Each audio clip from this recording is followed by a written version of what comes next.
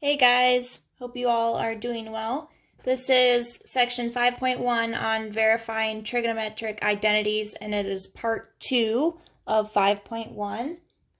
We're going to start with example 5 on page 574 that talks about combining fractional expressions to verify an identity. And so the identity that they want us to verify is cosine of x. So this is example 5. Cosine of x over 1 plus the sine of x plus 1 plus the sine of x over the cosine of x is equal to 2 secant of x. So like last time, we always want to start with the more complicated side, which in this case is the left side. We want to get the least common denominator of these two fractions, which is going to be 1 plus sine of x times cosine of x. And then we're going to want to express each fraction in terms of the least common denominator by multiplying the numerator and the denominator by the extra factor. So let's start with just the left-hand side. So we have cosine of x all over 1 plus the sine of x plus 1 plus the sine of x over cosine of x. So we want to get a common denominator. I'm going to want to multiply this whole side by 1 plus the sine of x.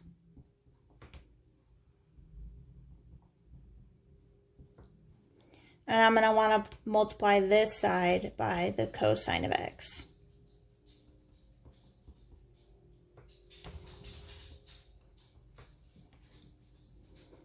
So on the top here, I'm going to have cosine squared of x.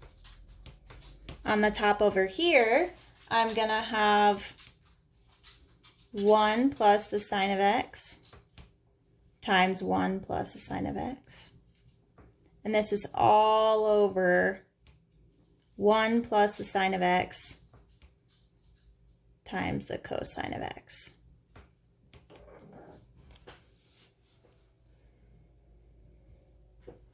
Okay, now I'm going to factor this out.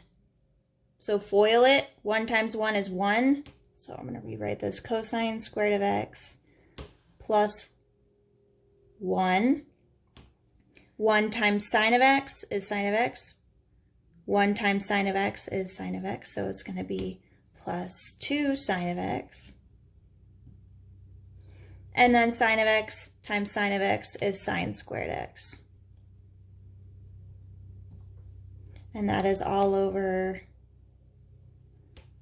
1 plus the sine of x times cosine of x.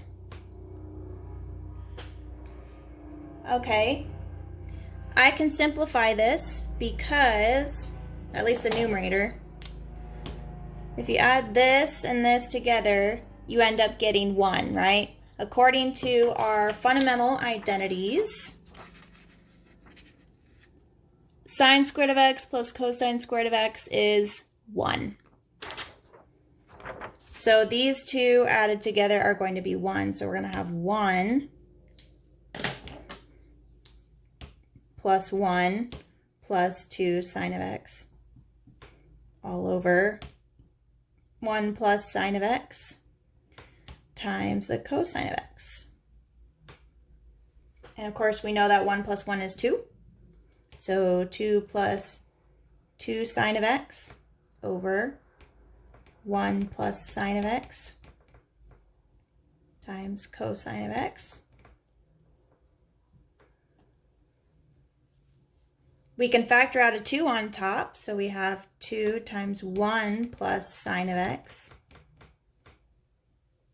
over 1 plus sine of x times cosine of x. Now, since these two are the same, they can cancel. So this cancels with this. And what I'm left with is 2 over cosine of x. At this point, I know, according to my fundamental identities, I know that 1 over the cosine of x is the same as secant of x. And since it's 2 over cosine of x, what we're going to end up with is 2 secant of x, which is what we wanted in the very beginning. So this is 2 secant of x. Okay, so that was example 5. I need to get my eraser. I guess I can just use my hand.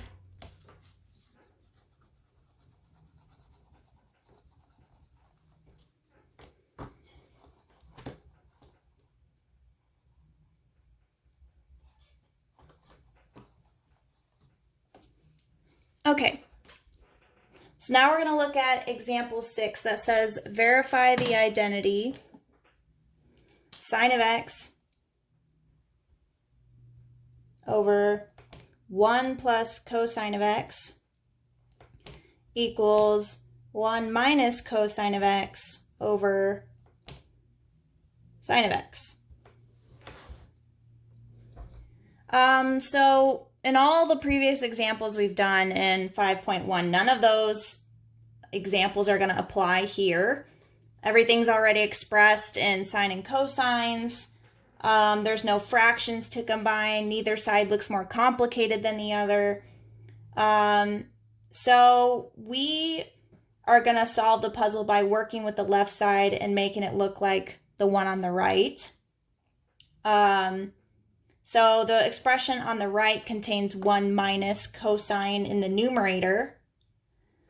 So this suggests that we have to multiply the numerator and the denominator on the left side by 1 minus cosine of x. So if we start with the left side, sine of x over 1 plus cosine of x. And we're going to multiply both the top and the bottom by 1 minus cosine of x. So what we get is sine of x times 1 minus cosine of x over 1 minus cosine squared of x. That's what you end up getting if you multiply these. So you get 1 times 1 is 1, minus cosine of x plus cosine of x, so those cancel out, and then minus cosine of x squared. Okay, I know that 1 minus cosine of x, this part here, I should use a different color. Well, we know that sine squared of x plus cosine squared of x is 1.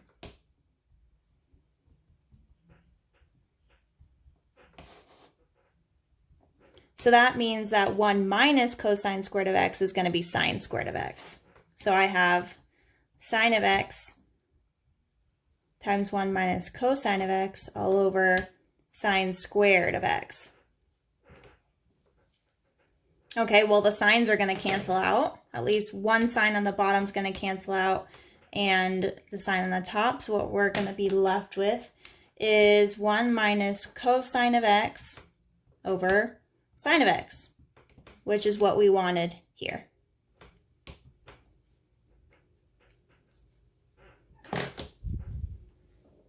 Okay.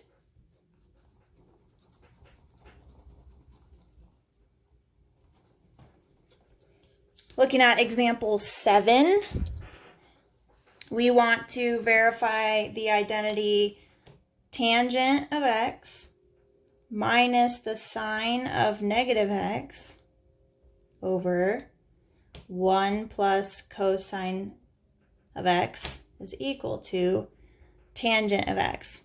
So they're saying that all of this equals tangent of x, and we need to verify that. So we're going to start with the left side because that's obviously the more complicated side. Well,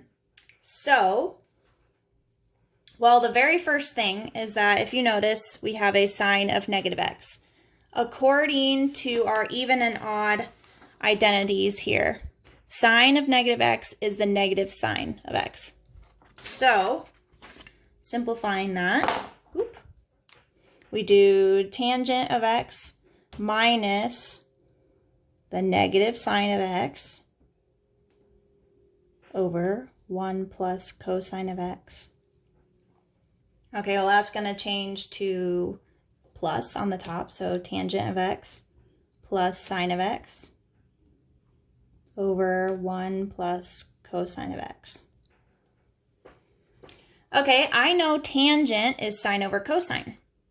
So I'm going to change that to sine of x over cosine of x plus sine of x all over 1 plus cosine of x. What we're going to need to do now is we're going to need to get a common denominator in the numerator. Because right now we have sine of x over 1 and sine of x over cosine of x. So I'm going to need to multiply this sine of x by cosine of x over cosine of x. So now I have sine of x plus sine of x times cosine of x all over cosine of x divided by 1 plus cosine of x.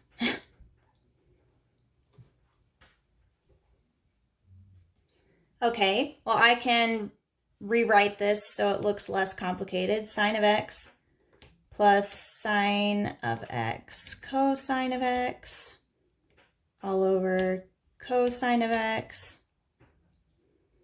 And it's going to be the same as dividing it by 1 plus cosine of x, or multiplying by its reciprocal, which is 1 over 1 plus cosine of x.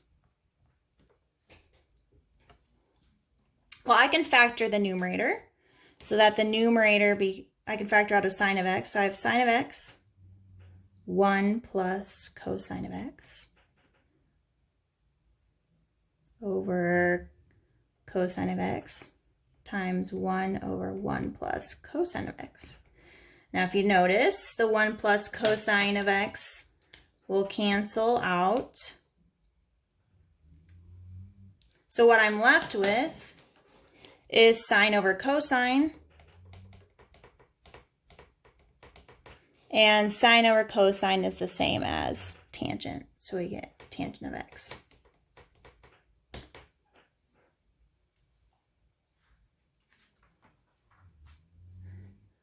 All right, one more example problem.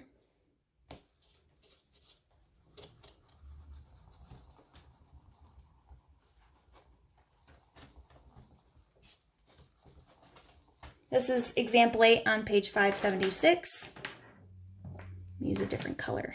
Use blue. Okay, and they want us to verify 1 over 1 plus cosine theta plus 1 over 1 minus cosine theta equals 2 plus 2 cotangent squared theta.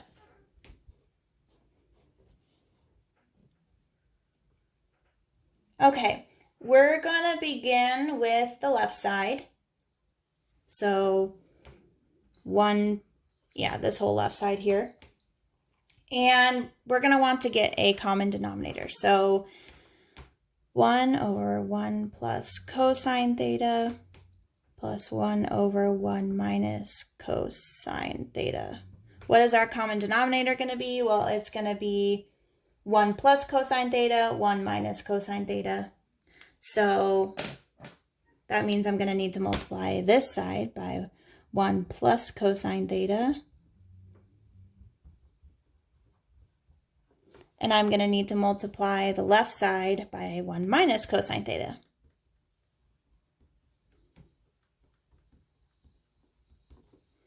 Sorry, that's really hard to see that. So what I'm going to have is 1 minus cosine theta plus 1 plus cosine theta. Oops, I wrote it in the wrong color. That's okay. 1 plus cosine theta, 1 minus cosine theta.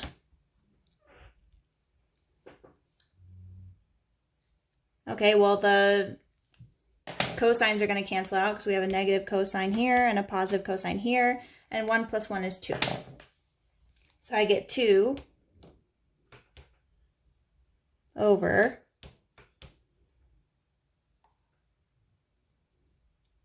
and then the bottom, if you factor this, it is going to be 1 minus cosine squared theta. Because I FOILed this. 1 times 1 is 1, and then minus cosine theta plus cosine theta cancels out, and then minus cosine squared theta.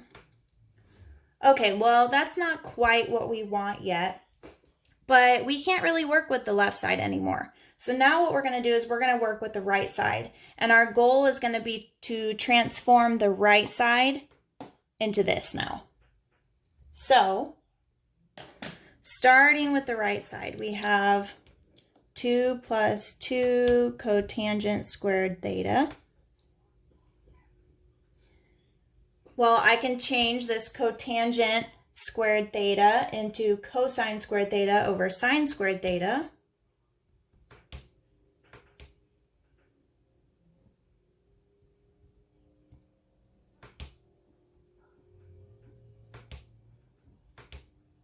Like that. So simplifying this, I end up getting 2 plus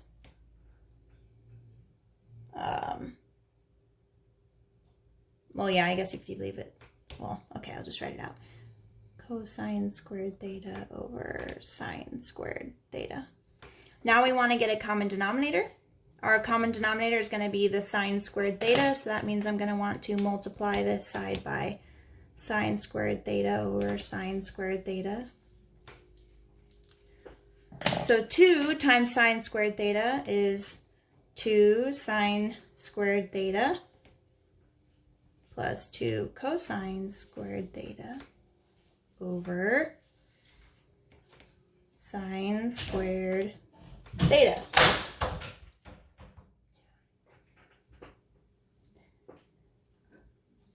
Now what I'm going to get on top, well, I know that sine squared theta plus cosine squared of theta is 1. So this is going to be 2 times 1, which is 2. So I'm just going to write 2 over sine squared theta. Our goal is to get it to look like this. We can rewrite sine squared theta because we know that sine squared theta plus cosine squared of theta is 1. So we can rewrite this sine squared theta as 2 over 1 minus cosine squared theta, which is the same.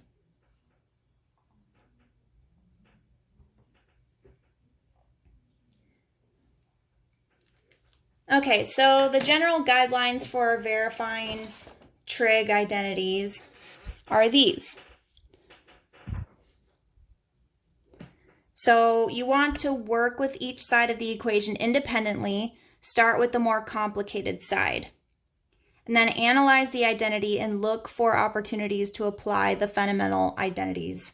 And the fundamental identities are these.